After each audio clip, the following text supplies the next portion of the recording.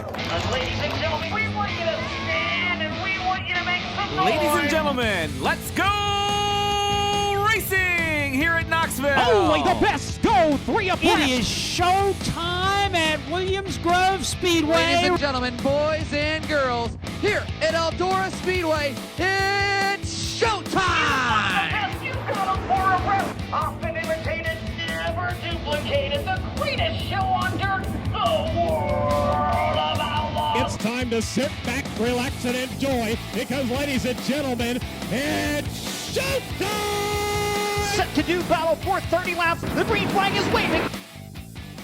Hello again. It is Wing Nation presented by Sage Fruit. Talking sprint car racing, our favorite time of the week, and we are so glad that you have joined us. Steve Post here in our Concord, North Carolina studios, joining us from the Lethal Chassis Studios up in the great state of Pennsylvania, Ashley Strumming. Hello, Ashley. How are you?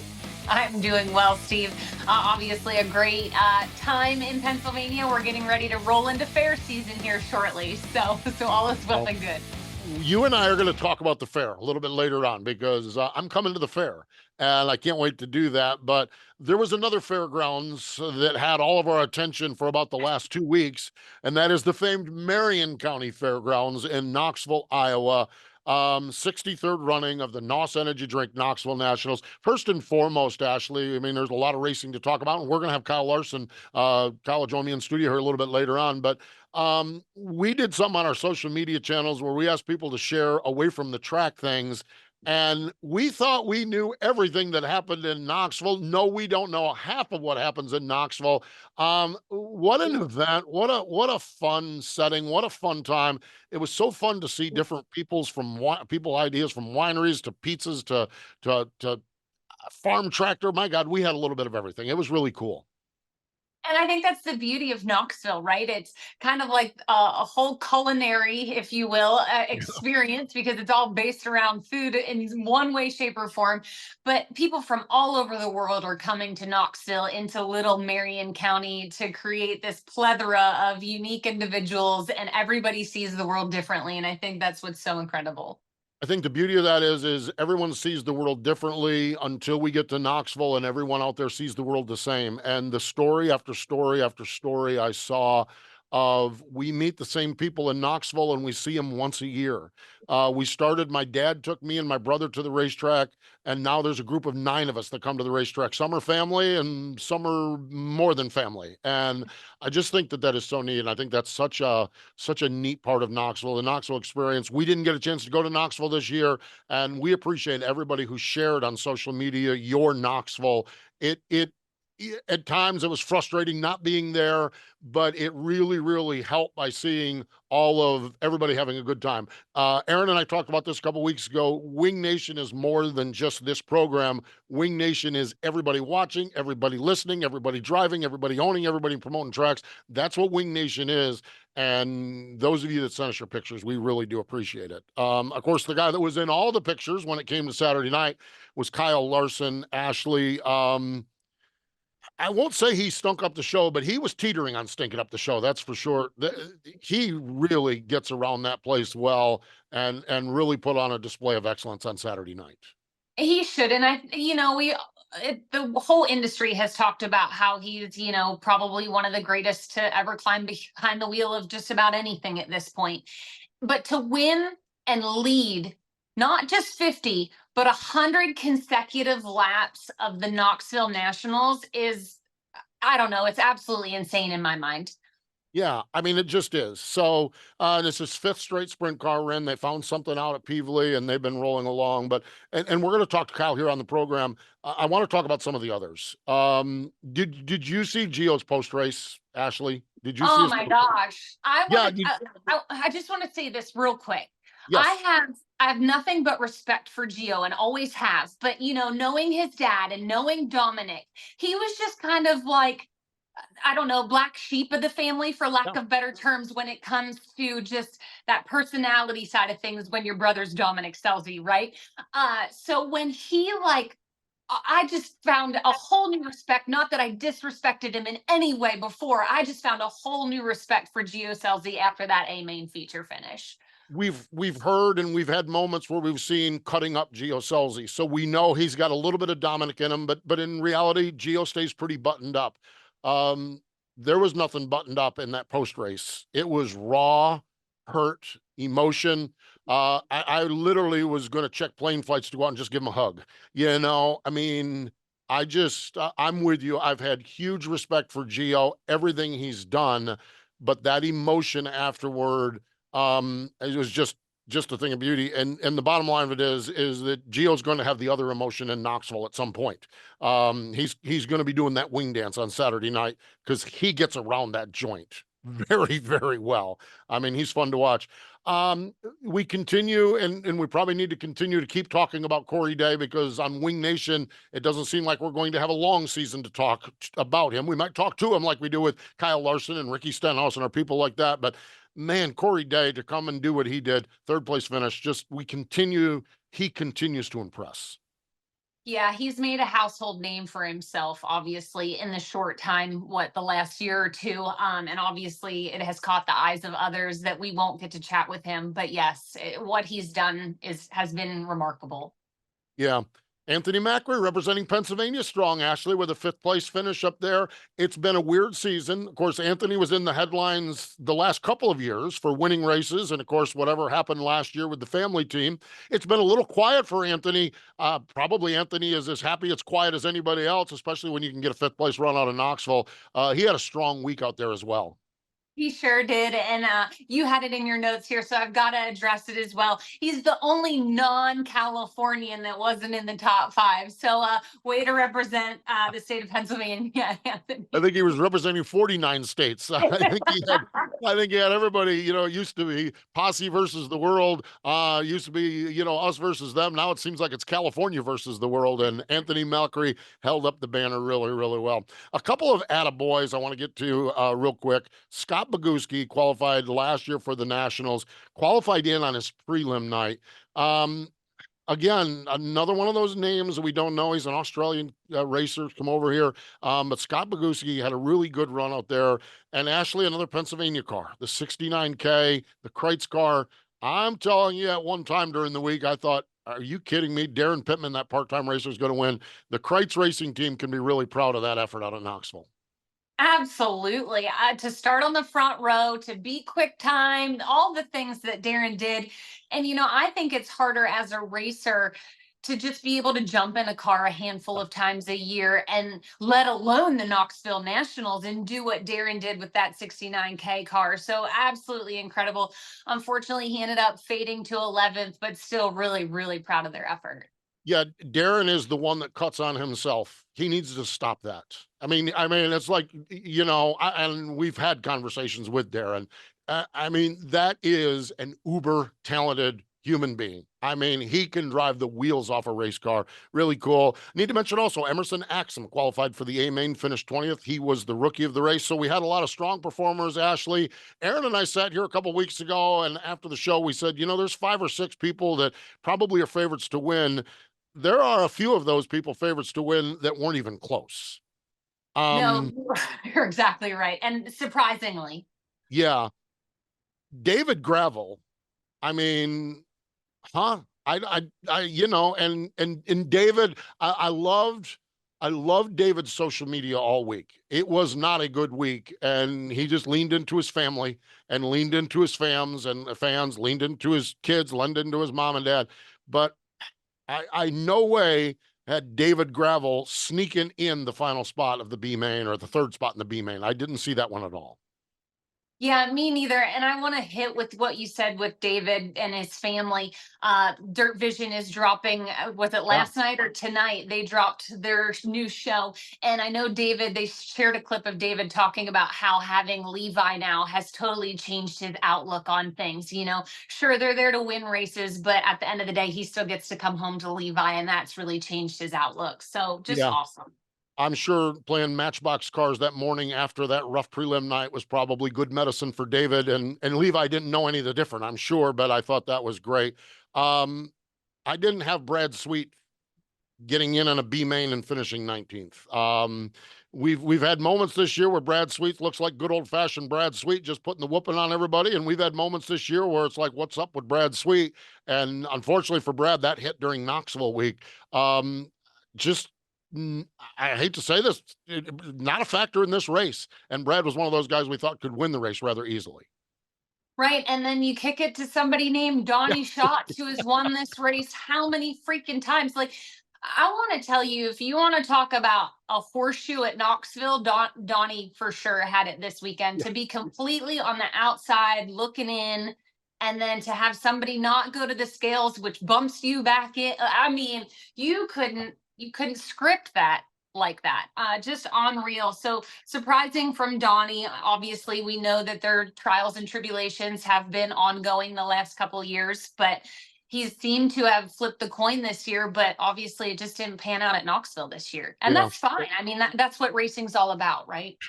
God, this sport is brutal. I mean, it just is brutal. It really, truly is. You know, we had the David Gravel, Brad Sweet, and Donnie Schatz sneaking their way in, and we had the Scott Boguskis of the world and the Bill Baylogs of the world sitting there after the prelim nights thinking, my gosh, this is nothing like Knoxville. I'm not stressed out. I'm sleeping at night. I just think it's really good. All in all, a great weekend in Knoxville. Really, really fun stuff. Ashley, before we cut to the break here and my interview with Kyle Larson, Clinton County Speedway had the Phil Walter Classic.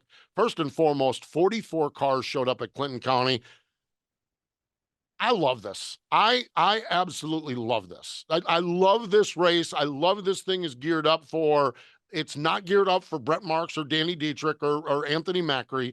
It's geared up for the guys who are not Danny Dietrich, Brett Marks, and Anthony Macri. And 44 of them showed up, and they put on a show out there at Clinton County this past Saturday night. Absolutely. And obviously that is the Phil Walter of the world, right? Like my dad and Phil raced together at Clinton County for many, many, many years. And Phil is that local shoe that, loved racing and loved sprint car racing. He wasn't chasing big races for money across the country like the names that you announced. So when you see a guy like Garrett Bard pick up the win, and it's his second only win, and they both come at Clinton County, like that is just so refreshing. And everything that racetrack's doing right now is in effort for it to continue to flourish.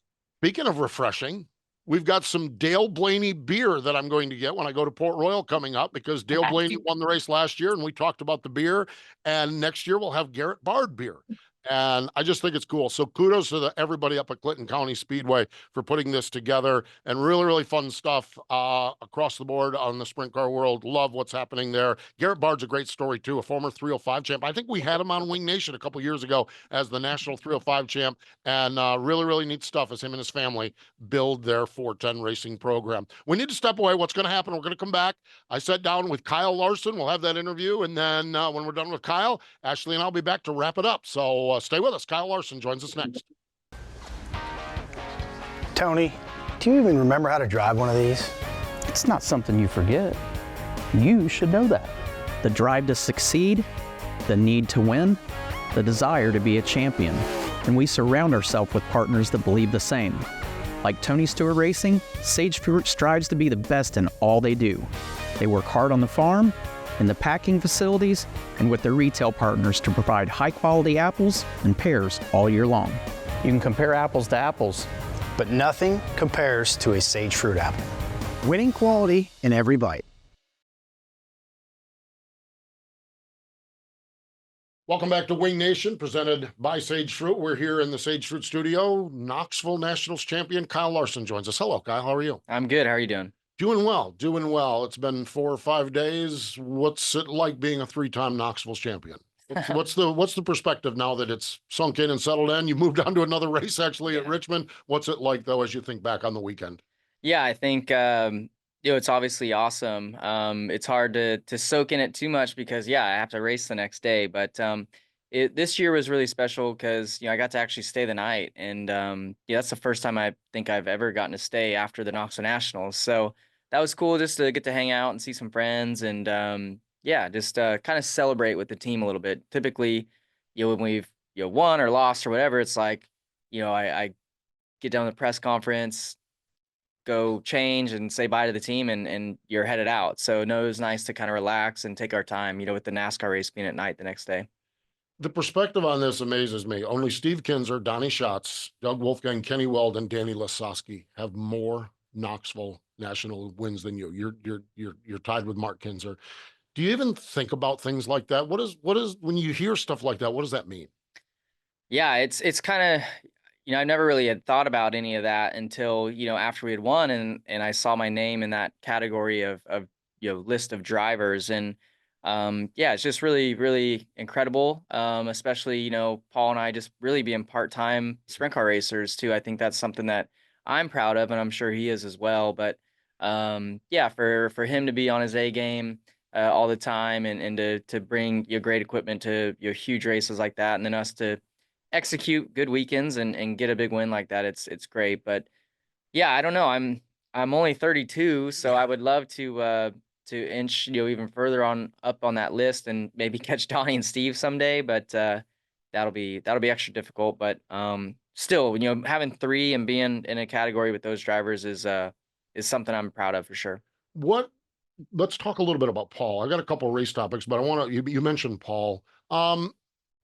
I'll share a story. Lance Deweese, when he first went to the 69K, he was running the Tuscarora 50 the first year, halftime break, and Davey Brown just comes out and starts working on the car. And Lance is like, he didn't even ask me. Mm-hmm. How much does Paul see? How much do you contribute to that with that race car? Is Paul similar to a Davey Brown, where he knows what the deal is before you even tell him? Yeah, no, he is. He's a lot like that. There's a lot of times where we don't even really communicate. Really? Honestly, I feel like the times that we do communicate is when we struggle. Um, like I'll come in and say, "Oh, I feel this," and he's like, "No, I don't think so. You're opposite of that." And then he'll listen to or take what I said into account, and then we're even worse. The next time we hit the racetrack. So yeah, we've had a few times like that where, and then I'm just like, well, I'm just not going to say anything because we're better off when I don't say anything. So yeah, rarely do I really, does he really ask what I think? This year there's been more kind of communicating because we've kind of struggled, but and maybe that's why we've struggled longer than normal, is because I have been, Yeah. debriefing too much maybe sometimes. But no, it's amazing to me that like he is never raced. He's never been behind the wheel of a sprint car, but he can see it, see the handling and see what it needs, better than I can feel it, and usually makes the right calls come main event time. It's got to be cool to have a guy like that in your corner. Yeah, it's very beneficial for me, a guy who knows absolutely nothing about setup, because if I was with a crew chief that solely relied on my feedback, it would probably, Yeah. I don't know if I would ever get to be competitive. But Paul, being able to see the car and see what it needs, and not rely on me, and I can just go out there and focus on running hard laps and trying to maximize the potential of the car and setup. I think it's just a really good combination. So we've been together for, gosh, I don't know, 12 years or so now. And yeah, hopefully we're just together for the rest of our careers. There was a lot made of your dumpster diving video, and I think it almost got overstated as far as that goes. He's not dumpster diving for engines, okay, and chassis and everything like that, but he does seem to walk a fine line with spending and not spending, when to change tires, when not to change tires, which is part of it. He does seem to also have that knack as well. Yeah, I think he's just smart with his money. I think, I think you see a lot of the teams out there that you have rich car owners and stuff, and they're bolting on new tires every time it hits the racetrack. And um, there's really no need for that. And we take advantage of that because we, buy other people's used tires. We really, I would say, and Paul would probably know better than me, but I'm guessing 80% of our tire allotment is TSR's tires, that we use. So that's nice. It saves him thousands of dollars at the end of the year. And then yeah, I mean, him dumpster diving and stuff, teams, I think like that was a wing that somebody had parked next to a dumpster, and I'm sure he was just robbing, bolts and stuff off of it that he could use for his stuff, and rather than going buying new stuff. So but I'm not denying that you have the best of the best stuff. Right. But my stuff is not any better than anybody else's in the field. So there's a lot of top equipment out there. There's 100 cars there, and I would say at least half of them in the pit area are the best of the best. Chassis, shocks, engines, all that. So Paul just does a lot with a little bit less than people, and I really enjoy it that way. It is kind of neat, that is for sure. When we look at the race, a couple of things post-race kind of struck out to me. You talked about the art, the skill of leading races at Knoxville. And you said, there's a difference between leading races at Knoxville. You've led the last 100 Knoxville National. Go a little deeper on that. What types of things, without giving away all the secrets, of course, what does that mean, the art or the skill of leading at Knoxville? I mean, wouldn't say it's really like an art or a skill. It's just like the experience, I've gained from leading races at Knoxville for the last, 4 or 5 years now. We've been really good there. For me anyways, I just feel really confident leading. I can scan the racetrack and see the groove changing because it changes every couple laps there. You really have to watch for the middle groove and stuff, and lappers and things. And I don't know, I just feel like I've gotten comfortable at looking around, and I'm sure that's what's made Donnie so good there for so long, is all the laps that he's led there. And and then once you get experience out front, it makes you better in traffic also. So like on the prelim night, I felt pretty calm, as I was trying to chase down the leaders, and felt like I was doing a good job of moving around, and timing the lap traffic, which is ultimately what won me the race. So yeah, it's just experience, but that's important at every track, but especially Knoxville, I think it's mostly important. The dynamic of that racetrack, because I look at, like, it was the last lap or next to the last lap. You're literally coming off from 2. You got all 4 tires up on the berm. I mean, you're wrestling on that track.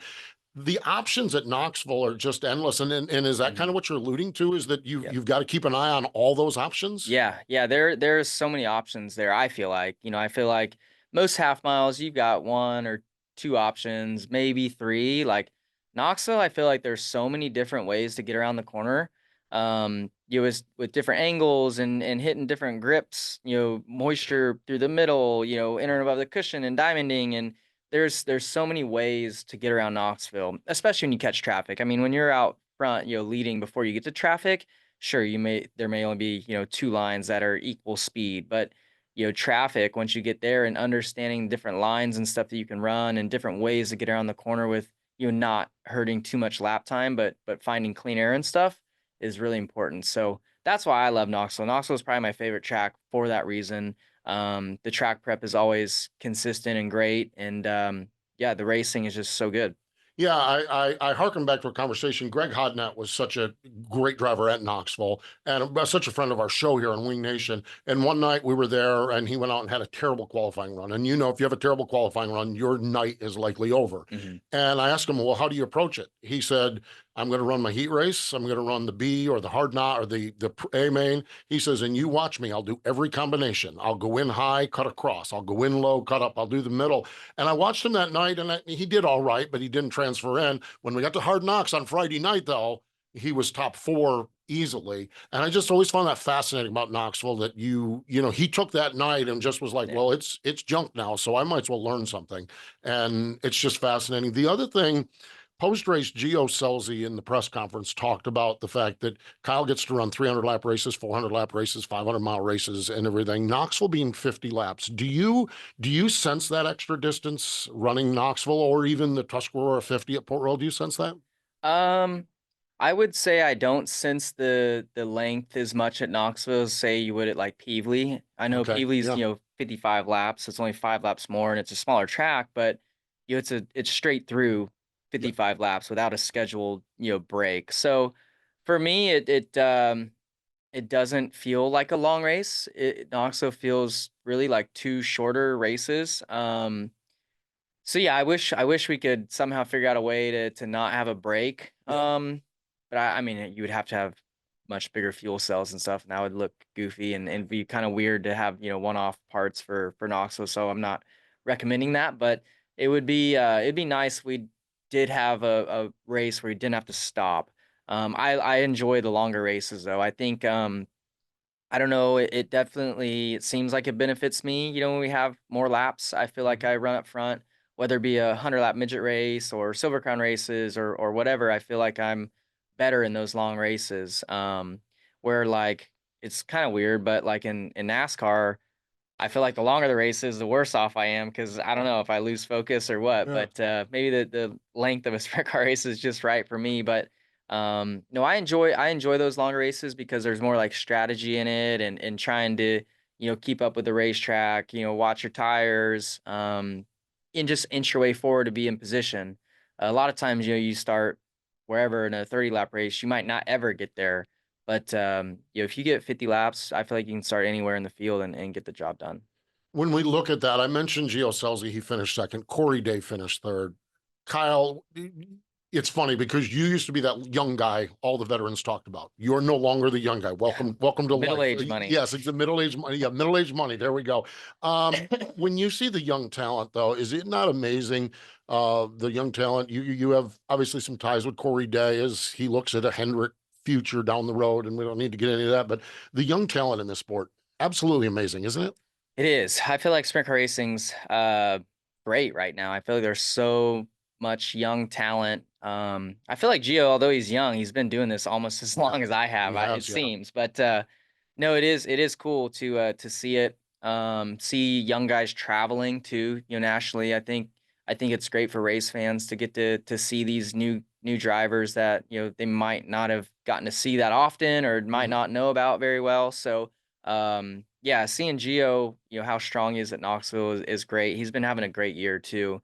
And then Corey is just like so fun to watch and fun to race against too. So yeah, it's just the sport's in great hands right now, sprint car racing especially, and I think it's only growing. I think we all hear rumors of all these young guys, being rookies, whether it be on Outlaws or High Limit next year. So I think the sport's in great hands for sure. You mentioned more drivers getting to tour, and that takes us to High Limit Racing. You're co-owner of that. Of course, you're more hands-off with it, Brad and Kendra and JP and that gang do all of the running of it, but we're kind of at the midway point. Knoxville kind of signals that. What's been your take on 2024 High Limit Racing?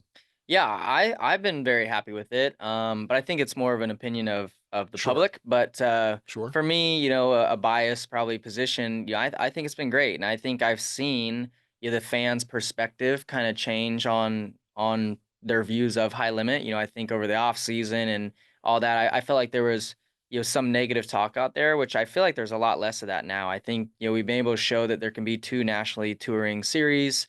There's probably more teams traveling right now than there's been in decades. Yeah. So, and with more coming, I think, in the future. So, I think the sport's in a good spot right now. I think there's way more money to be raced for out there. I think there's more teams that have made more money this year than other years. So, and two, you still get your races where you see all the great drivers getting to compete against each other, and I think it's awesome. I really love our roster at High Limit.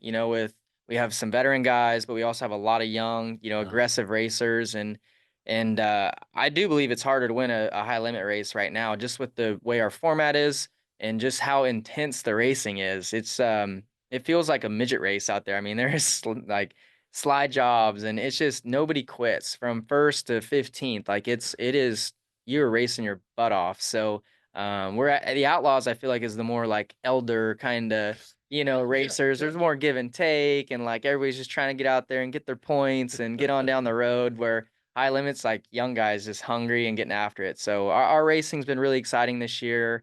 Our High Limit team has been working really hard to continue to grow it.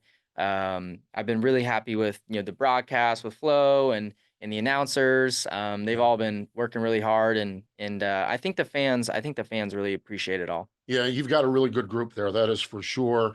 You guys, High Limit is headed to California, and then the Outlaws are headed to California after that.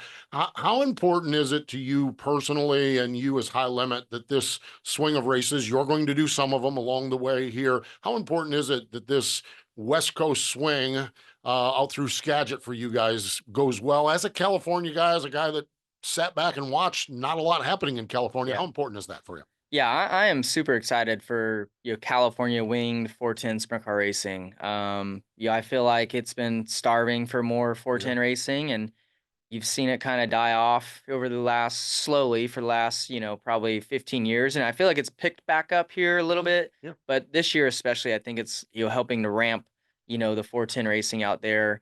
More teams getting 410 engines. And I think a lot of that has to do with the, 5 or 6 week stretch of really great, purses and wing sprint car racing out there with 410s, with High Limit coming out for a few weeks, Outlaws coming in right after we leave. I love it for the race fans too.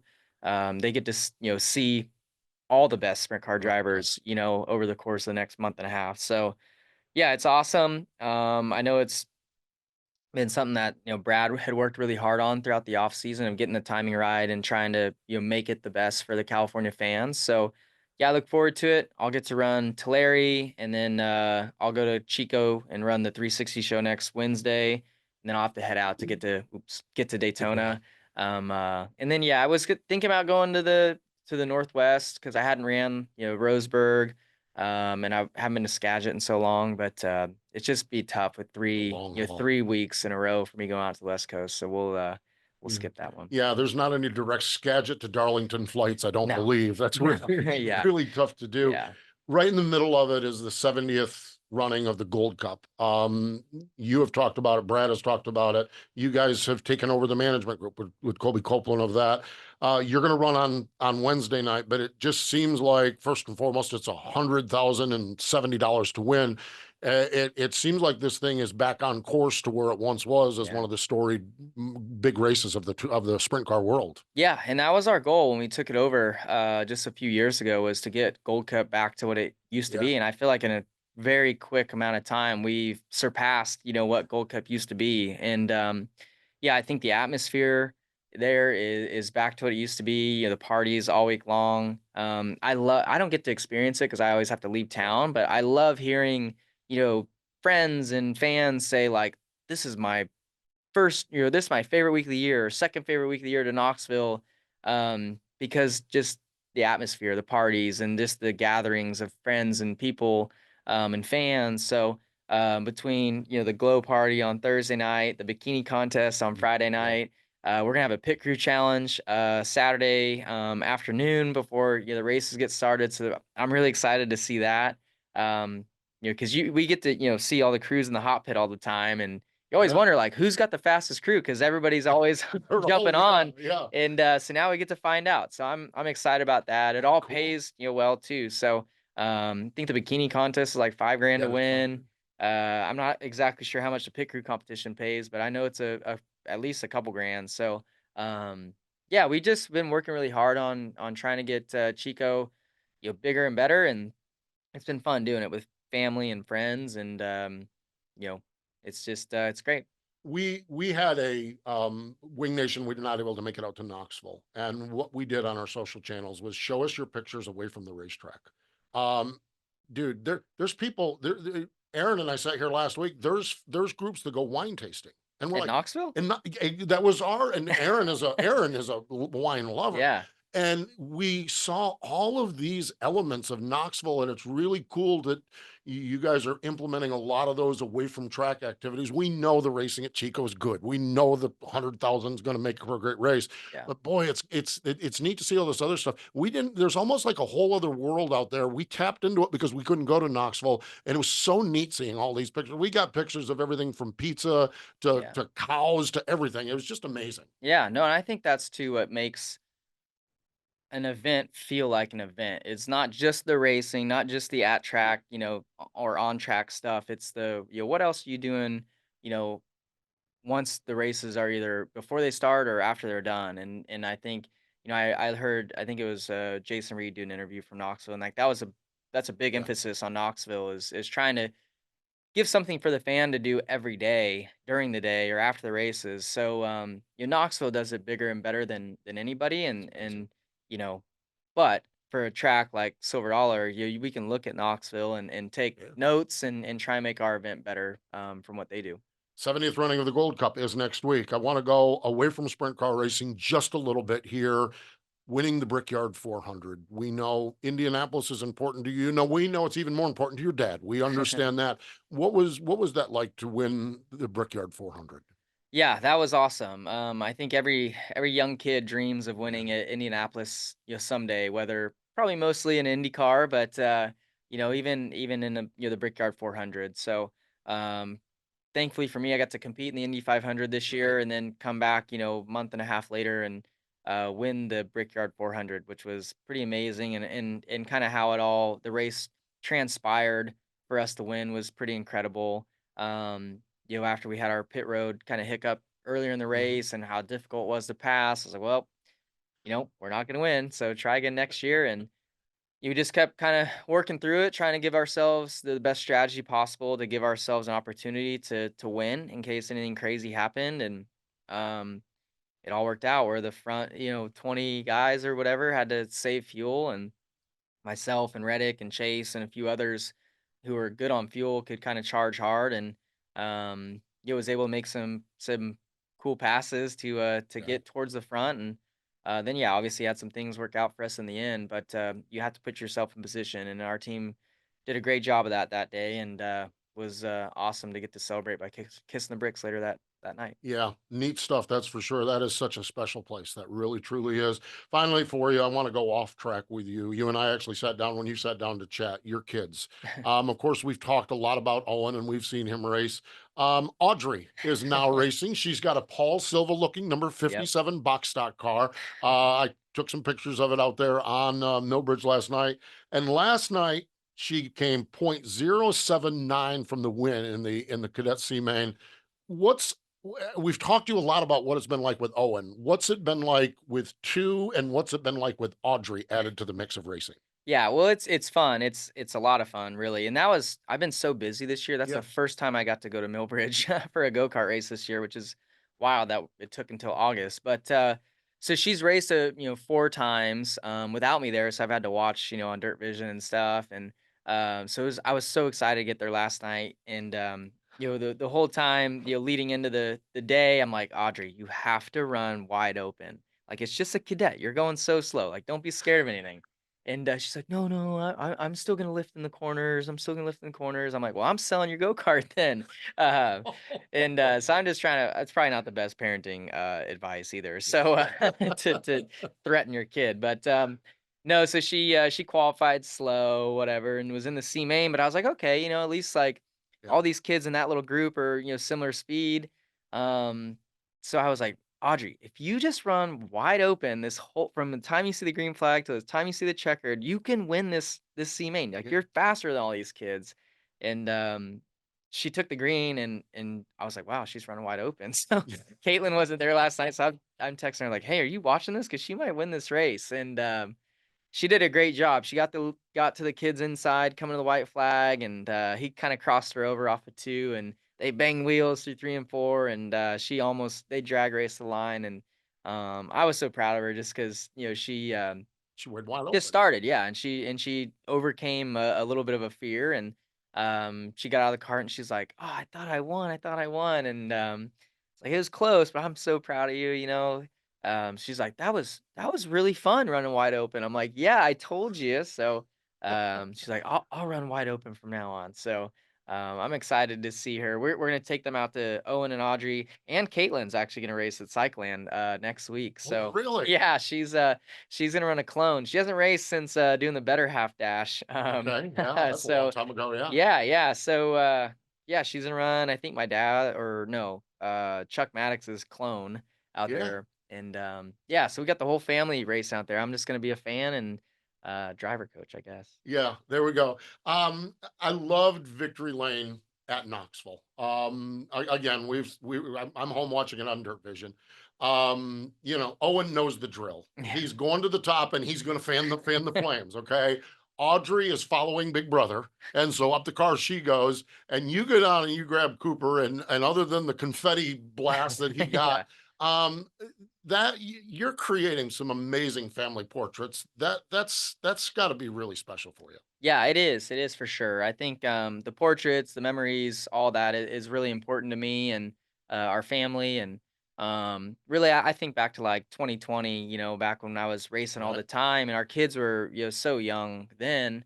that they didn't quite, know what was going on that year, but they were in victory lane a lot, and it was just fun to get to build those memories with them. And anytime you win, now as they get like more aware of what's going on, I think it's extra special. So yeah, in Cooper, he's got literally no idea what's going on, but he's like getting blasted by confetti. Like, what the He's heck? along for But the ride.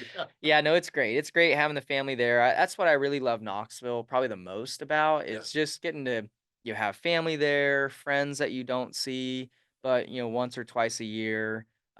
Just hanging out, camping, all that's fun. So yeah, it's just memories all around, and then just capping it with a win is extra special. Memories all around for you and your family. Memories all around for all of us sprint car fans. We appreciate you are so gracious with your time for Wing Nation. You've been since you won the Trophy Cup, and we called the little kid out there in California to talk.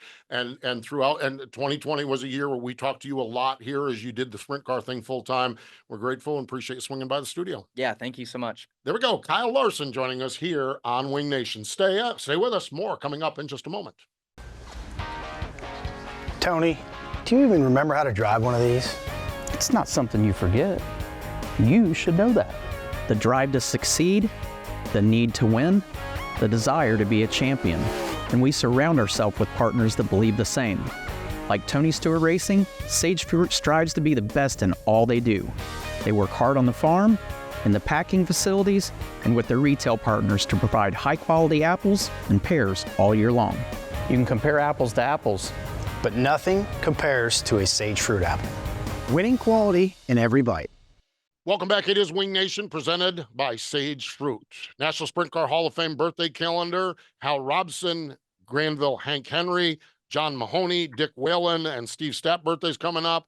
And Wednesday, today, as this thing is being dropped, Ron Shaver, 2012 inductee into the National Sprint Car Hall of Fame. George Shaver, Ashley, in 1936, started a company specializing in meat and vegetable cutting machines. And George's grandson is in the Sprint Car Hall of Fame. The story of Shaver Specialty Company is amazing, but the story right now is some of the best engines ever built in sprint car racing, Ron Shaver. His story is legendary. His drivers are legendary, and he is legendary. And up until last year, we would go to Buco de Beppo at PRI, and those meals were legendary with Ron Shaver. I absolutely, Ashley, Ron is one of those guys, you know me, I'm not a technical guy at all. I mean, I basically put gas in my car, and I'm grateful every time I don't blow up the service station. Okay. So I'm not the technical guy. Ron Shaver is an engine guru, an engine whisperer. And every time I talk to him, we have a great visit from two sides of the world. And I just think the world of the man. And so happy birthday, Ron. Ron is forever inducted into the National Sprint Car Hall of Fame. Got the World of Outlaw NOS Energy Drink Sprint Cars. Ashley, the Jackson Nationals, one of our favorite spots this weekend, 25,000 to win. And High Limit is going west. To Larry. Yep. 25,000 to win on Thursday, and then Friday Kings Speedway for the Peter Murphy Classic, 20,000 to win, and then Saturday over to Placerville for the Gold Rush Classic. Other races, the Lou Blaney Memorial is at Sharon Speedway. I love this one also. The Living Legends Raceway, Twin 25s at Port Royal, Ashley. That is one we honor people so much in the world after they pass. I love that Port Royal honors living legends that are still with us on this race. I think this is always a great race. Twin 25s with 10 grand to win each. That's a pretty big show as well. Yes, and there's big news coming from Port Royal Speedway, so stay tuned. Oh, there we go. And IRA Bumper to Bumper, they have fair racing, the Kenosha County Fair on Saturday night, and Corn Fest at Angel Park. Okay, Ashley, before we get out of here, two things with you. Next Tuesday, you're leaving for Las Vegas. What are you doing? Where are you going out there for? What kind of crown are you chasing now out there? I am headed to Las Vegas for 9 days to hopefully come home the next Mrs. America. Wow, Mrs. America. Let's hope you've had a lot of success in the pageant world, and let's hope that you're representing the great state of Pennsylvania there. And finally, Ashley, cannot wait just to actually book some hotels and everything. the Speed Palace for the Tuscarora 50. Oh my gosh, it is coming up. It's not too far down. You're doing 9 days there. You got a little weekend off, and then you roll right into the fair. Well, you roll right into the fair that weekend, the Juniata County Fair. It is getting ready to be a special time up in the state of Pennsylvania. Well, Steve, I'm just glad that you're going to be here so you don't have to live for the church picture. You will actually get to provide the church stand picture this year. So I'm happy to hear that you're going to be able to enjoy it this year. Batten down the hatches, ladies at the Lutheran church stand. I'm coming in, and I'm coming in hot. That is for sure, and cannot wait. Ashley, so much fun hanging out, recapping Knoxville here, previewing your big journey coming up here out in Las Vegas, and what's coming up in the sprint car world. Always good to hang out, and we do appreciate Kyle Larson hanging out with us as well here on Wing Nation. So she's Ashley Strumming. That's easy for me to say. She's, what is it, Mrs. America. Mrs. America. Okay, there's all these pageants, there's all these sanctioning bodies, all these series. She is hopefully Mrs. America, is who she is. Ashley Strumming, I'm Steve Post. Thank you for joining us this time on Wing Nation, presented by Sage Fruit.